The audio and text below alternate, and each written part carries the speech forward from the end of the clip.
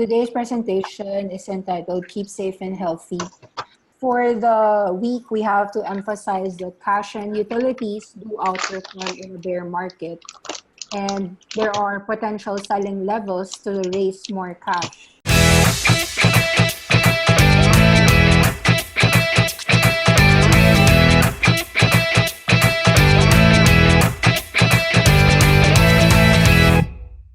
For the Philippines, we have rallied from a low of 4,048 to as high as 5,6 within the last few days. And so far, we are consolidating here at 5,3. We note that this level could be a potential selling level, and any level higher is still a selling level. So from 5,3 to 5,6 to 6,000, we view this all as a selling level. What you could see is that most of the utilities have outperformed this week, these last few days. Sila yung unang nag-recover. O nga, not showing. So, ganito na lang. We go na lang to charts. I'll show the charts per se for the Philippine market. I'll start with the Philippines. Cash and utilities have outperformed in a bear market. So far, the outperformance comes from PLDT. As you can see, from 800, it rose 1175. But at this level, even if it can rise at 121225, as you can see, PSEI looks to be near resistance levels. So we are viewing that these levels might be a place to raise cash rather than to buy. That's Telephone. This is Globe. Also rallied from 16 to 2050, but this looks like a price to sell and to go into cash. So that's Tel Globe. This is Pure Gold. Also, a consumer staple, as groceries outperform the bear market, it has already rallied from a low of 26 to a high of 39. It looks like these levels are ripe for selling into cash. Let's look at AP, Aboitiz Power. Aboitiz Power is also being seen as an outperformer, but this level from after lower 20, lowering 24 to 22, has rallied 28. These looks more like selling levels pa rin. AEV, just showing. So the stress in the market hasn't really gone away. This one looks after 52, went down to 28, 26. The rally would only trim the losses, but the losses are still magnanimous.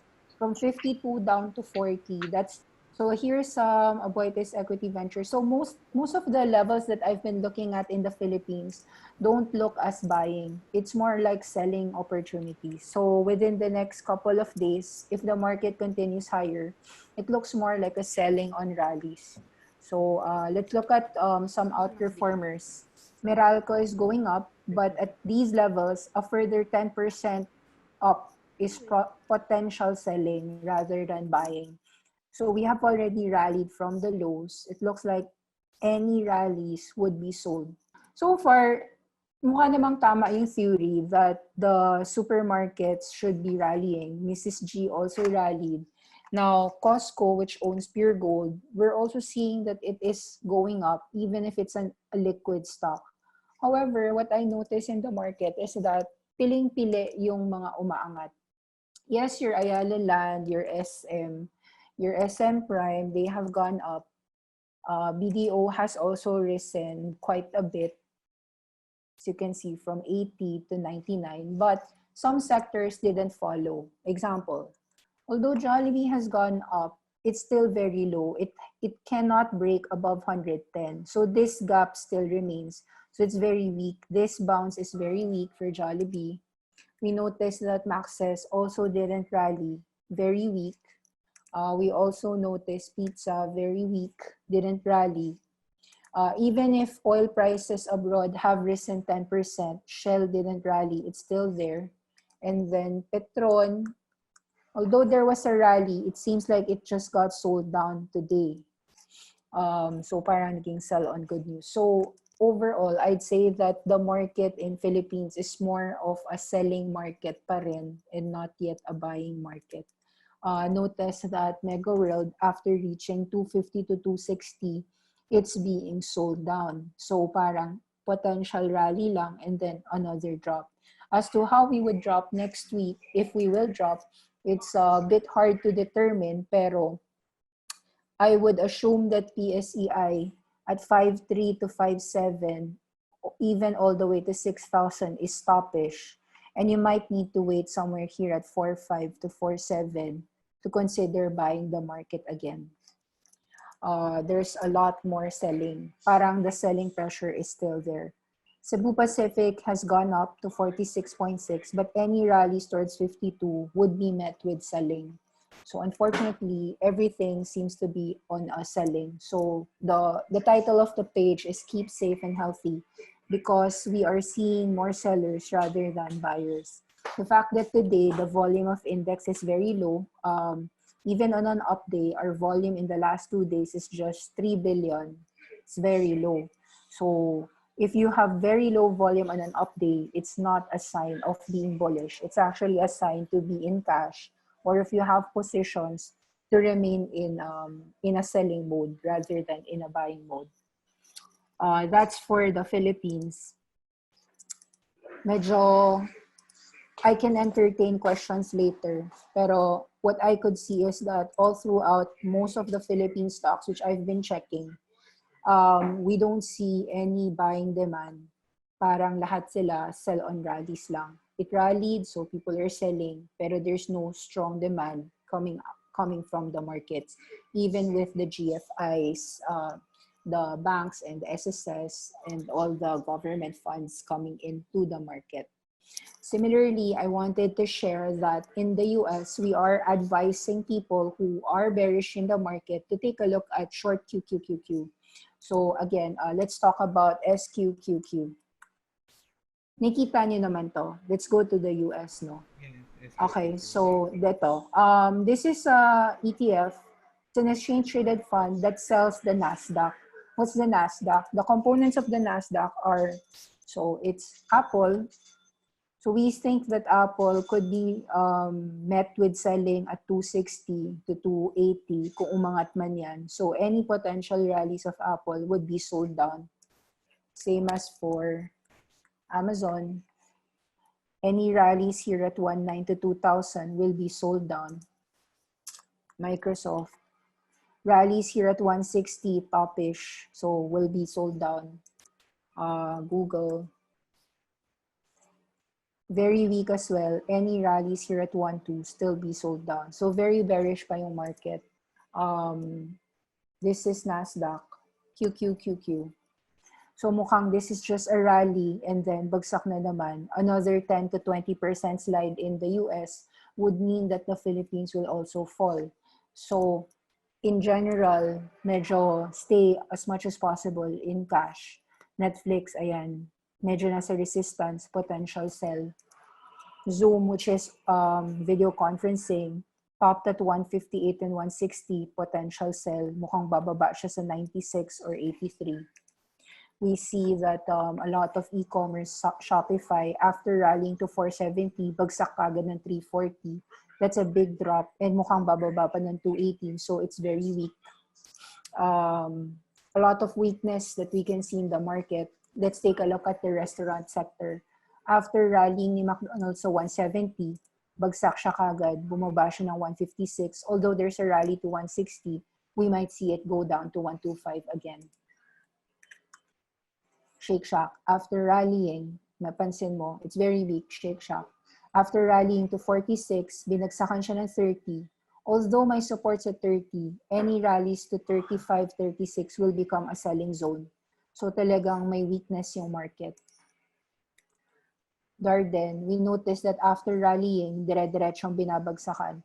So the shorters are really there trying to sell the market down. Let's look at mga casinos. SGMS, after rallying, bagsak. So potentially yung Bloom, babagsakan ulit. Like next week, if Bloom opens, possible na bagsak ulit. From 4 to 6, tapos 4 again. So mahirap yung Bloom rallied from 4 to 6. Malamang babalik ulit ng 4. So may retest possibility sa baba. Ito yung mga casinos, open, after rallying, mukhang short squeeze lang naman, tapos babalik ulit pababa. BYD, Also a casino, after rallying here to 18, bagsak ulit. Although there's like mga bailouts on airlines, we see that the market is more scared. So after rallying, mukhang bagsak, naging resistance yung 26. So mukhang babalikan pa niya yung $20. Saving grace lang nito is if magkaroon ng bailout, then it will be rescued. But the bailout would just be a temporary good news for people to sell into. Notice that last night, oil went up. So umangat yung ExxonMobil. But we think that these levels, 42 to 40, are selling areas. So sell na yan. So after a buy, sell na rin kagad. So mabilis sell din. Chevron, after rallying last night, mukhang this one is also a selling area na naman. So talagang very quick, bababa ulit. PBR, Petrobras, after rising, binantahan siya kagad. So we don't think that the market strength is strong. We actually see it only as a potential rally to sell into. Therefore, look at this level, UVXY. This is a way to short the market. This will go up when the market bleeds. So if UVXY goes here near $50, you might wish to buy here. Kasi pag nagkaroon na naman ng extreme fear and panic, babalik na naman yan ng 70. Possible that UVXY has support at 50 and 60. So within this level, you might need to buy. Think of it as insurance. When you have stocks, you need to also have insurance para if the stocks crash, you have a position that will go up when stocks crash. UVXY and SQQQ are ways to make money when the stocks crash. Notice, when the stocks were crashing down, starting Feb 19, 15 went to 30. So your position would have doubled if you have an SQQQ. So if the market will bleed another 10%, notice that 20 can go to 24. So if the market will bleed 10 to 20% in the next coming days or weeks, then you want to have some insurance to cushion your downside. So SQQQ should be a good alternative para mag-protect ng downside. We'll explain a few names, no? Mercado Libre, so far, nag-support sa 440, close at 460. But with the market being very shaky and uncertain, you should view any rallies to 480 to 500 to sell first. So baka hanggang dyan lang talaga sa 500, may hirapan talaga the market. Of course, last night we saw that lock-in was a fraud. So yan, binagsakan siya. From 25, 26, bumaba siyang 75% down to 6. If it's fraud, nakakatakot yan is it can go to 0. So pag ganyan, it's just really sell kasi nobody knows where it can go. Pwedeng mag-0 pa yan. So you just really have to exit and leave it. So far, yung mga basura names, Shentra looks like meron naman siyang rally potential given ito, short squeeze to, from 1 to 3. We'll take a look how it moves. Pero the market is very weak. So we have to check how this moves. So umangat siyang 220, balik sa 190. We should see how it moves. Pwede rin ito bumaba ng 160. Pero so far, there is a big range for Shentra. For Jumia, this is e-commerce. People also mentioned that this could be a fraud. So, maraming takot dyan. 2 to 3. On any rallies to 3, labas, get out. So, Funko, mahina siya. Even after sliding all the way down, nag-retest siya sa 350. What you want to see is that it rallies to 4 para naman may range. 350 to 450 man lang. Let's see if it will be bottoming out in this range or will it make another new low. So watch out lang. Sector-wise, we could see that the market is very weak. Although malakas yung mga streaming, Billy has been strong. Pero mukhang it's just a one-day strength and then babagsakan na naman. So Billy went up this week from 20 to 24. However, it might be short-lived and at 25, people might sell. ZTO, let's notice. Even if strong siya sa 26, this could be a selling zone. So anyone who has ZTO should be selling and going into cash. Ano yung mga malakas? Conagra, tsaka Kellogg's. So even if it has rallied, Kellogg's went from 50 to 62. We don't know if it will go to 70. Generally speaking, the market is so weak overall that even if this is supposed to be strong, since frozen foods and packed goods should be strong, you should be careful as well. Take a look in your cash levels, because if the entire market is weak, even the strong ones could also be weak. Kasi Netflix is a strong company, but at certain levels, it's going to be sold down. Microsoft is a strong company, but at certain levels, it's going to be sold down. So that should be the thinking. Kellogg's, Conagra, even if they're strong companies in a COVID world, at 30 to 32, Conagra could be sold down. So dito, nagiging sell area. So you could really see that the pain in the markets is so strong that any rallies would be a potential sell. I'll entertain questions just in case there are, so that I can discuss more of your parang companies that you want me to discuss more about. Are there just put in your chat group so that I can emphasize them in the charting session. So sa Square, notice mo, after rallying, binagsakan din. So most likely, lahat ng stocks, ganyan mangyayari. Same in the US, same in the Philippines. After rallying to 5.3, baka bumaba tayo ng 4.8. So medyo ingat. Right now, we are even in I was telling people na we have two scenarios. What if PSCI 4,000 is not the low? What if it will be a new low? So medyo nakakatakot yun for most people, pero those are potential possibilities as well. But for now, since nandito tayo sa 5.3, what we can only do is have some cash para kung bumaba man tayo pabalik ng 4,000, you know naman kung ano yung magre-recover. So let's say PSCI does fall 4,000 or 4,500, you should prioritize owning Pure Gold or Meralco or PLDT kasi yan yung malalakas, and Globe. Diba? Yan yung mga leaders or SM. Kung bumaba sila again, at least alam mo yan yung magre-recover. Yan yung trade mo na range. Kasi yung ibang stocks, kahit bilhin mo sila, hindi naman sila nagbabounce. So wala rin kwenta. Hindi naman nagbounce. Ayun. Sige. Maraming names na mahina yung bounce. So at least BPI nag-bounce. Metrobank hindi eh. Nandito pa rin sa ilalim. Security Bank, hindi masyado nag-bounce. Nandito pa rin sa ilalim. URC, hindi masyado nag-bounce. Nandito lang sa baba. So pag ganyan, pag di rin siya nagbabounce, pwede rin i-keep mo muna sa cash. Kasi alam mo, okay, hindi siya malakas. We notice CNTF, canned goods, malakas yung bounce. So next time that the market falls, you want to prioritize these names na malakas na nag-rebound. Same in the Philippines, same in the USA. So sa USA, ang nakikita natin na pinakamalalakas na sectors were the games. So games yung pinakamalakas na nag-rebound. Hindi rin sila masyado bumaba. Example natin sa games, Activision, at least nag-rally siya from 50 to 60. Hindi siya malalim. Electronic Arts, from about 85 to 102, nag-rally siya and hindi siya kasing lalim than the market. So, medyo steady lang yung mga games. Game sector in general is the best place to hide in the COVID market. Ito yung esports. So, after falling 32, bumalik ng 39.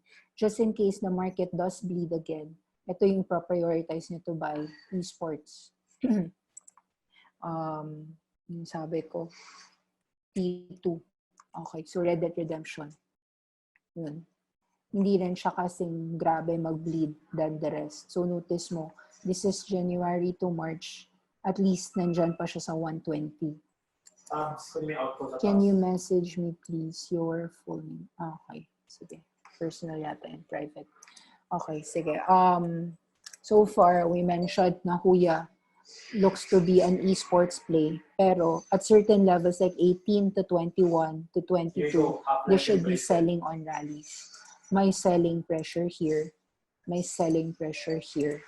So any rally should still be sold.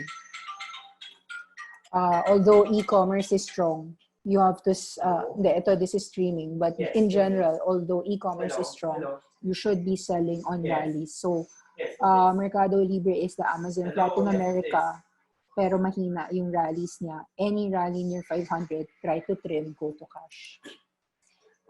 There are very strong names na magaganda yung mga earnings, pero it looks like, syempre at a COVID world, lahat ng earnings na lumabas dati will not be the same kasi babagsakan din naman. So, ang importante is really cash. Yan. So, kailangan mo lang pantayan kung ano yung mga names na like ito, sobrang durog. Notice mo, Oceaneering, oil to. After rallying, mukhang squeeze lang, binagsakan ulit. So, any rally nito, puro sell din. So, sell here. Kahit umangat siya kagabi, sell pa rin. Any rallies would be sold. 350 is a strong resistance. Ang mga nagiging safe haven is yung mga supermarket, yung mga consumer staple. Notice Procter & Gamble, after falling 127 to 100, balik ng 114. Walmart, after falling 127 to 100, at least bumabalik 118. So talagang your money is best safe in cash and in supermarkets like Walmart, Costco, at least steady lang sila. You'll notice that pizza, ito yung Papa John's, nag-steady siya. Hindi siya bumaba na naman. Domino's Pizza. So, mas malalakas sila. So, it's important na makita kung ano yung malalakas. Delivery services. Actually, delivery services, ZTO lang yung talaga nakita ko malakas eh. Ito lang yung malakas na nagsistay above. Pero, mahina talaga yung market. The market is really weak. So, the reason why we made this call is to inform people that since the market is very weak, the only way to save yourself is you have to have some short positions in the market. And this is the only one that I know eh. SQQQ and UVXY. Yun lang yung ways in the USA. Although yun, APT, sometimes we recommend this kasi these are manufacturers of masks. And the more the virus is not spreading, the more important that everyone has to use masks. Pero ingat lang kasi it is also a pump and dump from 5, umangat siya ng 40, pinagsakan siya ng 8 to 9, tapos balik na naman to 17, pwedeng bumalik na naman to 9. So mahirap to really rely on APT. So if ever man, I would really prefer kahit ito na lang, just the short SQQQ and the UVXY. Okay, are there any questions para I can answer?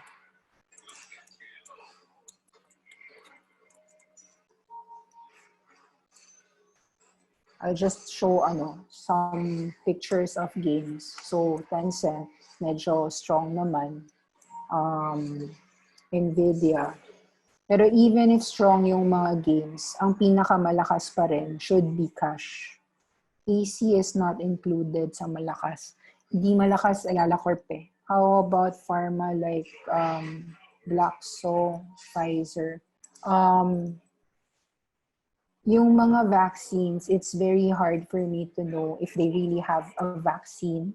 So, since hindi ko talaga alam kung may mga vaccine sila, I would not advise any of them. Although, ang naririnig ko talaga na may vaccine is Gilead Sciences. So, Gilead has been rising for the last couple of months kahit na magulo yung market because people believe that they have a vaccine or a cure. Should we buy GTC near the current lows or posible na ma-break pa yung lows? Ang belief ko is yung mga malakas na stocks, example, PLDT, Globe, Meralco, sa tingin ko, yun na yung low. Pero kung weak companies, pwede sila mag-break pa ng new lows. So example, sa Philippines, si Metrobank, di siya nag-rally, di masyado. Jollibee, hindi rin. So, mas malalim. Baka, hindi ko sure kung magiging mas malalim, pero may potential ma-break yung lows currently. If Bloom goes back to 4, should we buy it? Siguro, pag nag-bounce muna yung 4. Let's say from 4, pag nag 4.3, 4.4, 4.5, saka tayo bumili. tendency ko kasi is baka the weak ones, the contrarian plays that we have might not bounce eh. Kasi kailangan muna natin that the market confirms na, okay, retest lang to, hindi to new lows. It's very hard to know kasi kung retest or new lows. Pero in general, parang the market is really weak.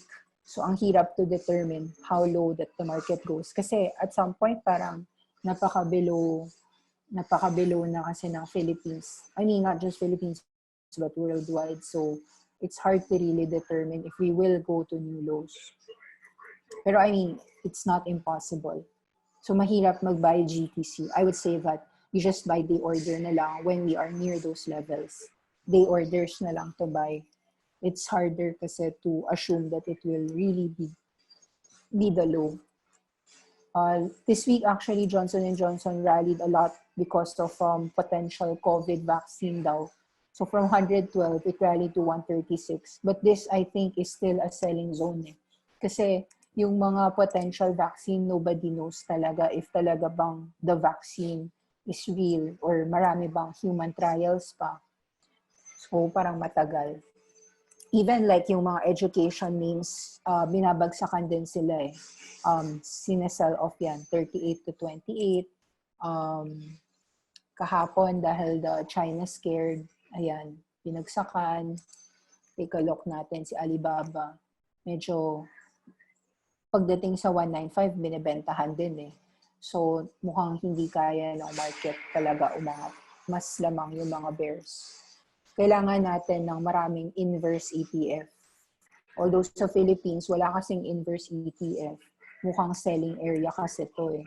Kahit umangat tayo another 10%, babagsakan na naman tayo. So it's very weak. The market as a whole is very weak. Very hard. So we have to be more cautious. Hindi ko sinasabing magpupwato na babagsak ka agad. Pero baka hirap lang for the market to rise. Pwede naman mag-consolidate lang yung index natin sa 5,000, talagang hindi bumaba. And then in the same way, pwede naman pahirapan yung mga nag-short ng market, pwedeng mag-squeeze yan, or pwedeng mag-stay dito. So it's kind of really hard to really say. Kasi like ito, this is a good name. We said buy sa 112. Pero at 118, sell na rin tayo. Kasi talagang it's very difficult eh. This market is just a trading range. So buy, sell lang. Lumiliit din yung range. Notice nyo dati mas malaking range, 104 to 127. Nag-retest siya higher low sa 110. Bumalik siya sa 118. Possible mag 120, pero lumiliit yung range. Pwede rin siguro ganyan yung market. Assuming hindi tayo bumalik sa 4,000, let's say 4.8 lang. 4.8 to 5.4. Let's say, ganyan yung new range. Possible din.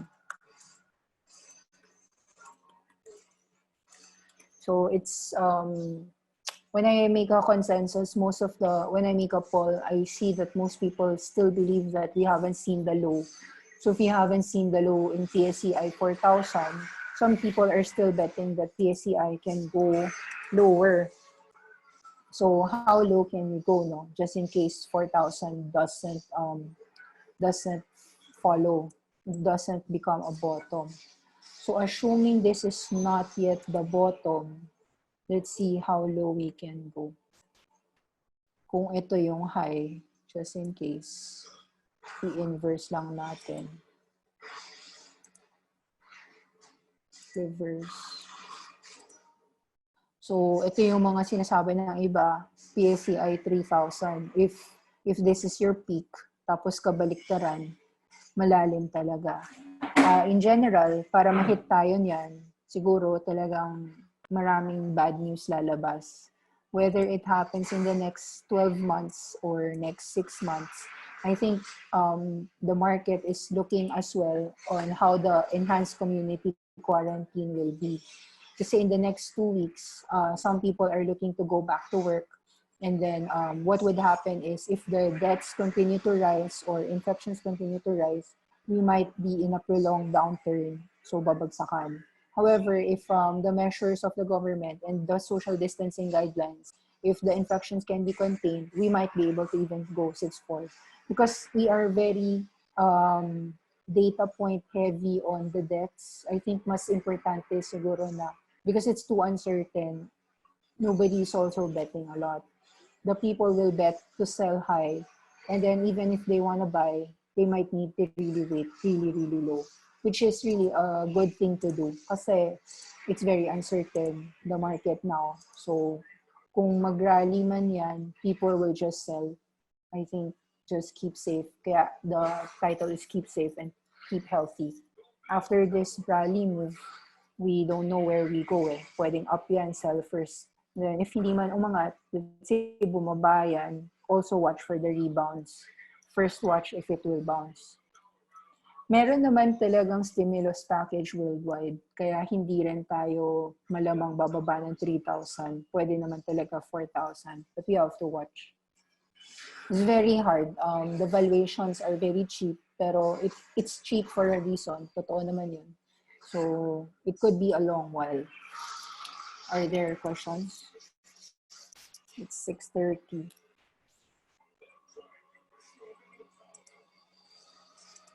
So, ayan yung mga trading ranges. So far, tingin ko naman, those trading ranges would hold. Pero, hindi ko yan ina-assume na yan yung base case. Base case natin is 4,000 to 6,000, pero pwede pa tayo mag-bearish case na mag-3,000. Hindi pa rin natin tinatanggal yung possibility na yun. So, mas leaning on the range tayo kaysa sa new low. Pero mahirap talaga yung market. Ito yung mga casino sector after rallying. However, after rallying, lahat sila nagre-retest ng lows. So far, nagre-retest sila ng mga lows. Yun. Kaya kahit nag-rally itong mga oil and gas sectors abroad, mukhang retest rin pababa. Retest to the previous low. Then yung mga malalakas, supermarkets, consumer staple, potential na higher low.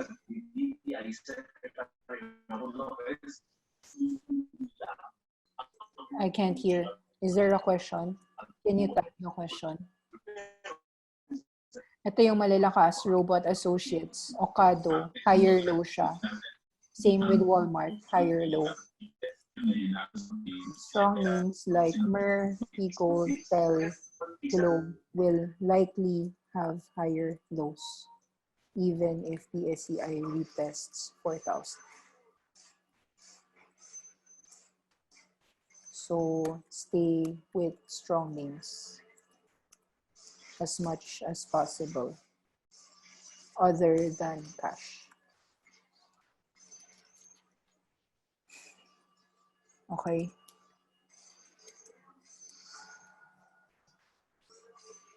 Okay na ba?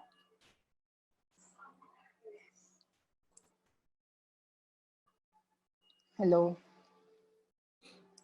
Hi, Nikki. Hi, yeah, okay. So, if there are no questions, I can stop the meeting. But if there are more questions, I can answer. So, but can you wrap up lang? So going into So, next week, what's yeah. wait and see? After assessing the levels kasi, talagang the market looks to be either toppish. Either babagsak tayo or kahit umangat tayo, we should use the rallies to sell. So we don't have any buy ideas. More or less, parang at 5.3 PSEI, you could sell first and then watch. If we do rally next few days, spurred by any good news, you should seek to sell more at 5.7 or 5.9 or potentially 6,000. Now, if you are looking to buy, you will wait if we really bottom out at 4,800 or 4.5 kasi nobody knows yet whether we will retest or higher lows. What we do know is that companies like PLDT, Globe, Pure Gold, medyo obvious that the market also wants high dividend yield and cash. That's in the Philippines. Similarly, in the USA, we can see that the market is heavily buying supermarkets and mga essentials. So, makikita mo that when the market bleeds next week or if it bleeds, they would probably bleed less. So since Amazon could fall 10%, the best advice is to go to cash.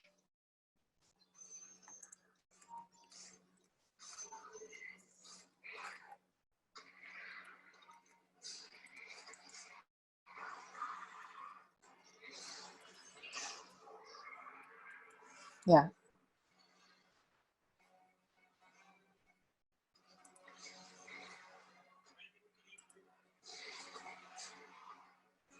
Nawala. Sorry, nawala. Hello. Sorry, nawawala. Yeah. Yeah. Okay. Yan. Okay ka Mm-hmm. na. Yeah, yeah, yeah. Mm-hmm. Mm. S&P, I have a bearish view. Yeah. Well, medyo ang chinek ko lang talaga is yung top 5 names, which is Microsoft, Amazon, Apple, Google, Facebook. All of them are bearish. So we have a bearish view on the US markets. If they fall another 10% within the next couple of days or weeks, it will affect a lot of names. Would you suggest buying blue chips? I do suggest buying blue chips, but only if you're talking about blue chips, prioritize mo yung mga utilities. So with utilities, we're talking about PLDT, Globe, Aboitiz Power, supermarkets, Meralco, Pure Gold, SM, yun yung may supermarket pa rin. Meralco is utility. So medyo you just need to really follow the range. Malalim yung mga ranges. You can't hear me. Okay, I'll type it. I suggest that you should wait for the market to bounce first. Whether 4.5 or 4.8 or 4,000. Mrs. G is a supermarket, so yes, at 1 or near 1.1, it can be bought. Mm-mm.